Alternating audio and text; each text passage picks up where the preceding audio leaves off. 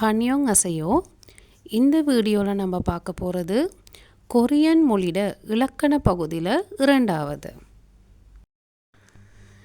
Korean இலக்கணத்துலேயும் Tamil இலக்கணத்தில் நமக்கு எப்படி பெயர் சொற்கள், வினை சொற்கள் இப்படியெல்லாம் காணப்படுதோ அதே போல் கொரியன் இலக்கணத்துலேயும் காணப்படுது.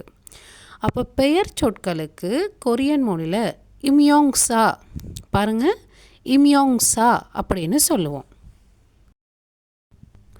இந்த பெயர் சொற்கள், அதாவது இம்யோங்சா அப்படின்ற இந்த கொரியன் மொழியில் காணப்படுகின்ற பெயர் சொற்களை 4 வகையாக பிரிக்கிறோம். பாருங்கள், மனித பெயர் சொற்கள், அதாவது மனிதனை மட்டும் கொண்ட பெயர் சொற்கள். இரண்டாவது விலங்குகள், அதாவது மிருகம், பறவைகள், இது எல்லாத்தையுமே அடிப்படையாக கொண்ட பெயர் சொற்கள். மூன்றாவது பொருட்பெயர் சொற்கள், அதாவது பொருட்களை கொண்டு அடிப்படையாக உருவாக்கப்பட்ட பெயர் சொற்கள். நான்காவது இடப்பெயர் சொற்கள். அடுத்ததாக நம்ம பார்க்க போகிறது சுட்டு பெயர் சொற்கள். அதாவது இந்த பெயர் சொற்களை இப்போ நம்ம மேலே பார்த்தோம் இல்லையா, 4 வகையான பெயர் சொற்கள். இந்த பெயர் சொற்களை சுட்டி காட்டுறதுக்காக பயன்படுத்துகிறது சுட்டு பெயர் சொற்கள் அப்படின்னு தமிழில் நம்ம சொல்லுவோம். கொரியன் மொழியில் இதை எப்படி சொல்லுவோன்னா சிசிதே மியோங்சா. பாருங்கள், சிசிதே மியோங்சா. பாருங்கள், இந்த சுட்டு பெயர் சொற்கள், அதாவது நம்ம மேலே பார்த்தோம் இல்லையா, மனிதனை அடிப்படையாக கொண்ட பெயர் சொற்களை சுட்டி காட்டுறதுக்காக 3 சுட்டு பெயர் சொற்கள் யூஸ் பண்ணப்படுது. முதலாவது பாருங்கள், ஈன்னு சொல்கிறது இந்த. இரண்டாவது பாருங்கள், க. மூன்றாவது சோ. அப்போ இந்த க, சோ இது ரெண்டுமே அந்த அப்படின்ற ஒரு பொருளை கொடுக்குது. உதாரணம் பார்க்கும்போது நமக்கு விளங்கும். அப்போ இந்த 3 சுட்டு பெயர் சொற்களும் என்னது, மனிதனை அடிப்படையாக கொண்ட பெயர் சொற்களை சுட்டி காட்டுறதுக்காக பயன்படுத்தப்படும். உதாரணத்தை பாருங்கள். முதலாவது சராம். அப்போ சராம் அப்படின்னு சொல்கிறது கொரியன் மொழியில் மனிதனுக்கு. அப்போ சராம் அப்படின்னு சொல்கிறது இந்த மனிதன். க சராம், சோ சராம், இது இரண்டுமே அந்த மனிதன் அப்படின்ற பொருளை தருது. இப்போ நம்ம பார்ப்போம் இந்த 3 சுட்டு பெயர் சொற்களும் எந்த மாதிரி சந்தர்ப்பத்தில் நம்ம யூஸ் பண்ணுறோன்னு. இந்த சராம், இந்த சராம்னு சொல்கிற அந்த இடத்துக்கு நான் மாமான்ற ஒரு கேரக்டரை வைக்க போகிறேன். இப்போ பாருங்கள், என் பக்கத்தில் மாமா இருக்கும்போது நான் இந்த மாமா அப்படின்னு நான் சொல்லுவேன். பக்கத்தில் இருக்கிறாரு அவர். இப்போ இந்த மாமா கொஞ்சம் தூரமாக முன்னுக்கு போயிடுறாரு. இப்போ இந்த ஃப்ரெண்ட் ஒருத்தவங்க வர்றாங்க, கேட்குறாங்க, எந்த மாமா வந்திருக்கிறாரு அப்படின்னு என்கிட்ட ஒரு கேள்வி கேட்குறாங்க. அப்போ நான் சொல்கிறேன், அந்த மாமா வந்திருக்கிறாரு. இப்போ என் ஃப்ரெண்டு எனக்கு பக்கத்தில் இருக்கிறாங்க, மாமாவை நான் தூரத்தில் காட்டுறேன். அப்போ அந்த டைமில் நான் யூஸ் பண்ணுறது சோ சராம். இப்போ நான் அந்த சராம்ன்றதுக்கு மாமான்ற கேரக்டரை போட்டிருக்கேன்னு உங்களுக்கு சொன்னேன். அப்போ சோ சராம் அப்படின்னு யூஸ் பண்ணுவேன். இப்போ இந்த ஃப்ரெண்டு என்ன பண்ணுறாங்க, அந்த மாமா இருக்கிற இடத்துக்கு போயிடுறாங்க. ஆனால் அவருக்கு மாமாவை விளங்கலை, ஆனால் எனக்கு விளங்குது மாமா இங்கே தான் இருக்கிறாருன்னு. அந்த மாதிரி சந்தர்ப்பத்தில் நான் சொல்லுவேன் க சராம். அந்த மாதிரி சந்தர்ப்பத்தில் க அப்படின்ற அந்த சுட்டு பெயர் சொல் பாவிக்கப்படும். இப்போ உங்களுக்கு விளங்கியிருக்கும்னு நான் நினைக்கிறேன். அடுத்ததாக பாருங்கள், பொருட்பெயர் சொற்களை, அதாவது பொருட்களை நம்ம சுட்டி காட்டுறதுக்காக பயன்படுத்தப்படுற சுட்டு பெயர் சொற்கள் தான் இகோத், ககோத், சொகோத். அடுத்து காணப்படுறத பாருங்கள், இடத்தை சுட்டி காட்டுறதுக்காக யூஸ் பண்ணுற சுட்டு பெயர் சொற்கள் தான் இந்த 3. அதாவது யோகி, சோகி, கோகி. அப்போ யோகி அப்படின்றது இங்கு அப்படி இல்லைன்னா இங்கே 2 பொருளையும் தருது. சோகி, கோகி இது ரெண்டுமே அங்கு இல்லைன்னா அங்கே அப்படின்ற பொருளை தருது. பாருங்கள், சாங்சோ அப்படின்றது பிளேசஸ், அதாவது இடங்களுக்கு நம்ம கொரியன் மொழியில் சாங்சோ அப்படின்னு சொல்லுவோம். இப்போ பாருங்கள், இந்த யோகி எந்த டைமில் நம்ம யூஸ் பண்ணுவோம், அதே போல் சொகி கொகி எந்த மாதிரி சந்தர்ப்பத்தில் நம்ம யூஸ் பண்ணுவோன்னு பார்ப்போம். இப்போ எனக்கு பக்கத்தில் ஒரு போல் ஒன்று இருக்குது. அப்போ நான் சொல்கிறேன் யோகி, அதாவது இங்கே போல் ஒன்று இருக்குது, அப்போ யோகி. இப்போ நான் என்ன செய்கிறேன், இந்த போலை எத்தி விட்டுடுறேன். இப்போ போல் கொஞ்சம் தூரம் போயிடுச்சு. இப்போ போல் சொந்தக்காரவங்க என்ன தேடி வந்து கேட்குறாங்க, போல் எங்கே? அப்போ நான் சொல்கிறேன் போல் அங்கே இருக்குது. இப்போ சொந்தக்காரவங்க என் பக்கத்தில் இருக்காங்க, நான் போலே காட்டுறேன், போல் அங்கே இருக்குது. அந்த சந்தர்ப்பத்தில் நான் யூஸ் பண்ணுறது சோகி. இப்போ போல் சொந்தக்காரவங்க போல் இருக்கிற இடத்துக்கு போயிட்டாங்க. ஆனால் அவங்களுக்கு போல் இருக்கிற இடம் விளங்கலை, எனக்கு விளங்குது. அப்போ அந்த சந்தர்ப்பத்தில் நான் சொல்கிறேன் போல் அங்கே இருக்குது. அப்போ அந்த டைம் நான் யூஸ் பண்ணுற அந்த அங்கு இருக்குது இல்லையா, அதுக்கு வந்து நாம் கோகி அப்படின்னு யூஸ் பண்ணுவோம். இப்போ உங்களுக்கு இந்த 3 சுட்டு பெயர் சொற்களும் எந்த மாதிரி சந்தர்ப்பத்தில் யூஸ் பண்ணப்படுதுன்னு விளங்கியிருக்கும். பாருங்கள், இந்த 3 சுட்டு பெயர் சொற்களும் வந்து இடப்பெயர் சொற்களை சுட்டி காட்டுறதுக்காக பயன்படுத்தப்படுது. அதாவது முதல்ல நம்ம பார்த்தது இங்கு அங்கு அப்படின்ற உண்டு.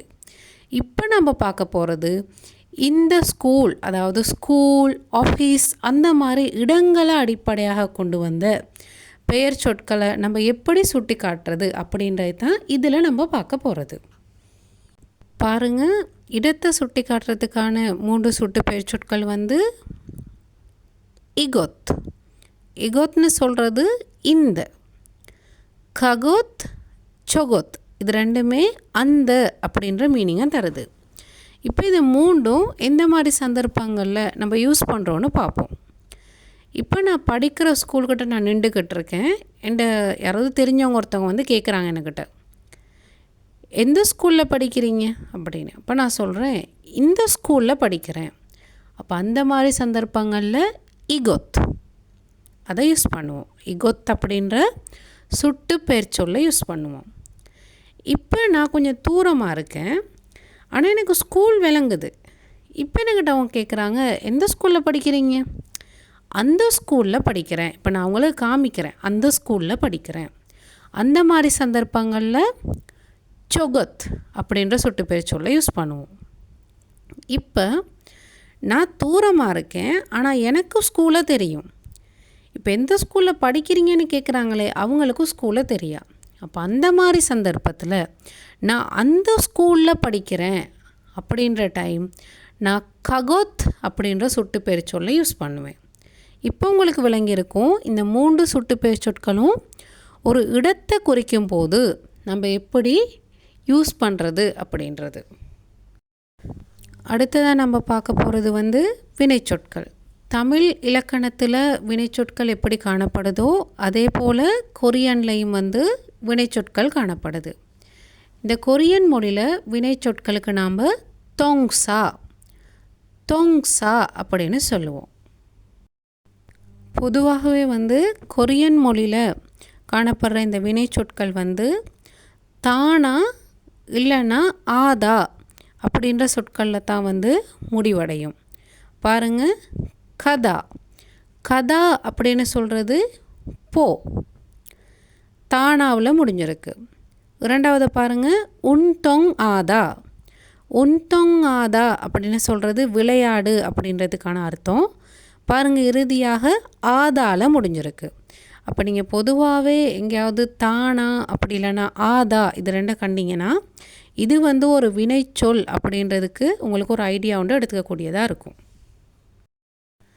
அடுத்து நம்ம பார்க்க போகிறது பெயரடை. பெயரடைக்கு வந்து கொரியன் மொழியில் நம்ம எப்படி சொல்லுவோம், யோங்சா. பாருங்கள், யோங்சா அப்படின்னு சொல்கிறது பெயரடைக்கு. பொதுவாகவே நமக்கு பெயரடைனா என்னென்னு தெரியும். ஒரு பெயர் சொல்ல விவரித்து மெருகூட்டி காட்டுவதற்காக நம்ம பயன்படுத்துகிற சொற்களை வந்து பெயரடை அப்படின்னு சொல்லுவோம். அதே அர்த்தம் தான் கொரியன் மொழியிலையும். பாருங்கள், இந்த யோங்சாக்கு சில உதாரணங்கள் நான் காட்டியிருக்கேன்.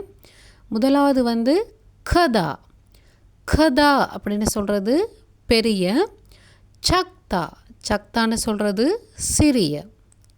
ரெண்டாவது பாருங்கள், மந்தா மந்தான்னு சொல்கிறது நிறைய, சொக்தா சொக்தா அப்படின்னு சொல்கிறது குறைந்த. இத்தா இத்தா அப்படின்றது இருக்குது, ஒப்தா ஒப்தா அப்படின்னு சொல்கிறது இல்லை.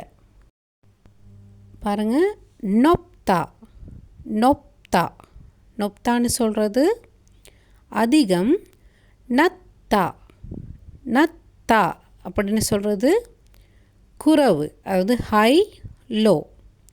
அடுத்து பாருங்கள், கில்தா கில்தா அப்படின்றது லோங் நீளம். சல்தா சல்தா அது ஷோர்ட். நான் உங்களுக்கு காட்டியிருக்கேன். அடுத்து நம்ம பார்க்க போகிறது ஏ பயன்பாடு. அதாவது ஏன்ற இந்த இலக்கணம் எந்த சந்தர்ப்பங்களில் பயன்படும் அதை தான் பார்க்க போகிறோம்.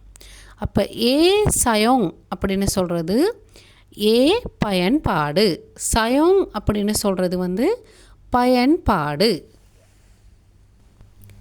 இந்த ஏன்ற இலக்கணத்தை நம்ம கொரியன் மொழியில் ஒரு இடத்தையோ அல்லது நேரத்தையோ குறிப்பிடும் போது நம்ம பயன்படுத்துவோம்.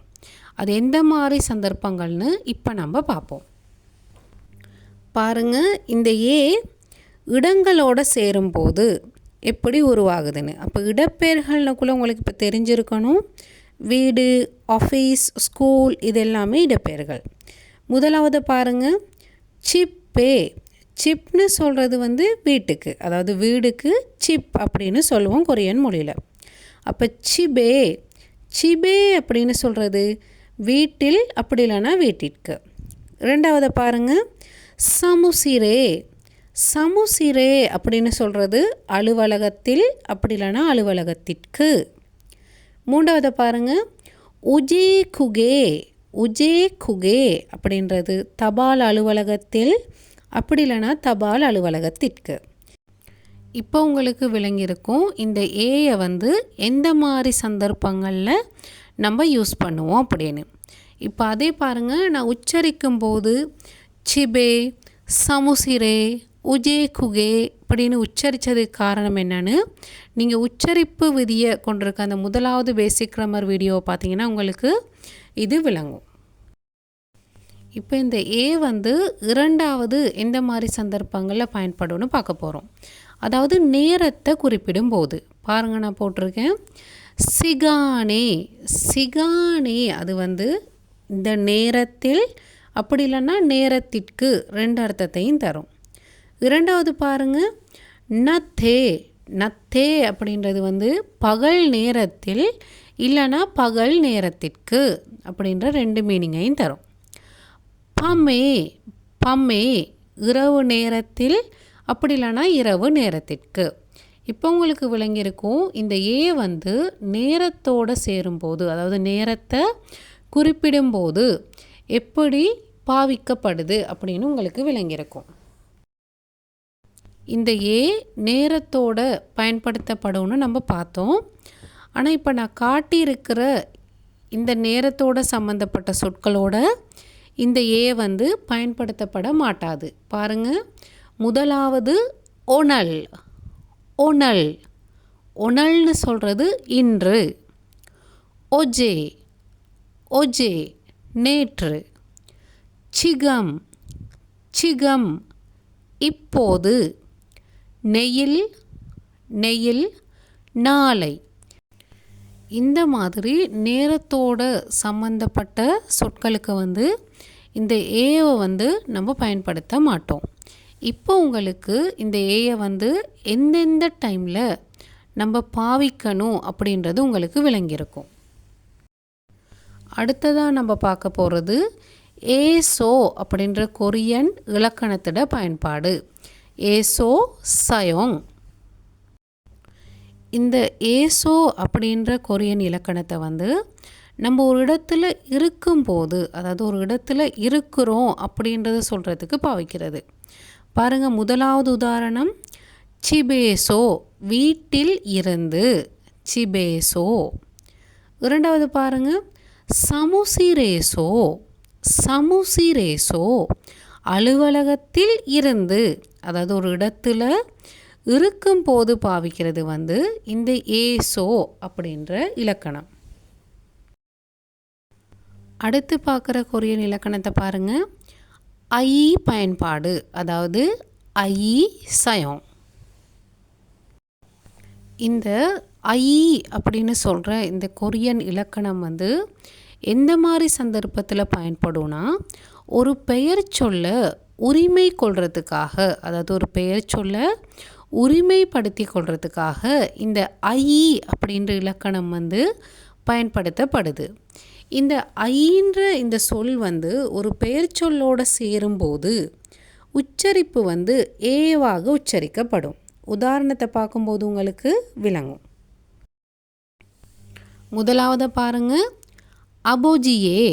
அபோஜின்னு சொல்கிறது வந்து கொரியன் மொழியில் அப்பாவுக்கு. அப்போ இங்கே அபோஜியே அப்படின்னு சொல்கிறது என்னென்னா அப்பாவின், அப்படி இல்லைன்னா அப்பாவுடைய, அதாவது ஒரு இதை வந்து உரிமை கொள்கிறாங்க. அப்பாவின் அப்படி இல்லைன்னா அப்பாவுடைய. உச்சரிக்கிற முறையை பாருங்கள், அபோஜியே. இரண்டாவது பாருங்கள், தங்சினே. தங்சினே. அப்போ தங்சினே அப்படின்றது வந்து உங்களுடைய. உங்களுடைய. இந்த ஸ்லைடை பாருங்கள். இந்த ஐ இந்த சொற்களோடு சேரும்போது உச்சரிப்பு எழுதும் முறை ரெண்டுமே வந்து இதில் காட்டியிருக்கிற மாதிரி மாறுபடுது. பாருங்கள், சோன்னு சொல்கிறதும் நான்னு சொல்கிறதும் நான் அப்படின்ற அர்த்தம். அதாவது சோன்னு சொல்கிறதும் நான் அப்படின்னு சொல்கிற ரெண்டுமே வந்து நான் அப்படின்றதுக்கான அர்த்தம். இப்போ இந்த சோவோட இந்த ஐ சேர்ந்து பாருங்கள் சே. அதே மாதிரி இந்த நாவோட ஐ சேர்ந்து நே உருவாக்கி இருக்குது. இது ரெண்டுமே வந்து எந்த அர்த்தத்தை தரும்? என்னுடைய. மூன்றாவது உதாரணத்தை பாருங்கள், நோவோட ஐ சேருது. நோன்னு சொல்கிறது கொரியன் மொழியில் வந்து நீ அப்படின்றதுக்கான அர்த்தம். அப்போ இந்த நோவோட ஐ சேர்ந்து நே என்ற சொல்ல உருவாக்குது. இந்த நேவை நம்ம எப்படி சொல்லுவோம்? உன்னுடைய. அதாவது நே என்று சொல்கின்ற உரிமை சொல்ல உருவாக்குது. இந்த வீடியோவில் நம்ம கொரியன் மொழியில் காணப்படுகின்ற அடிப்படை இலக்கணங்கள் சிலதை நம்ம பார்த்துட்டோம். அடுத்த வீடியோவில் வந்து இன்னும் சில அடிப்படை இலக்கணங்கள் நமக்கு பார்க்க இருக்குது, அதுகளை பார்க்கலாம். கொமப்சம்னிதா. நன்றி.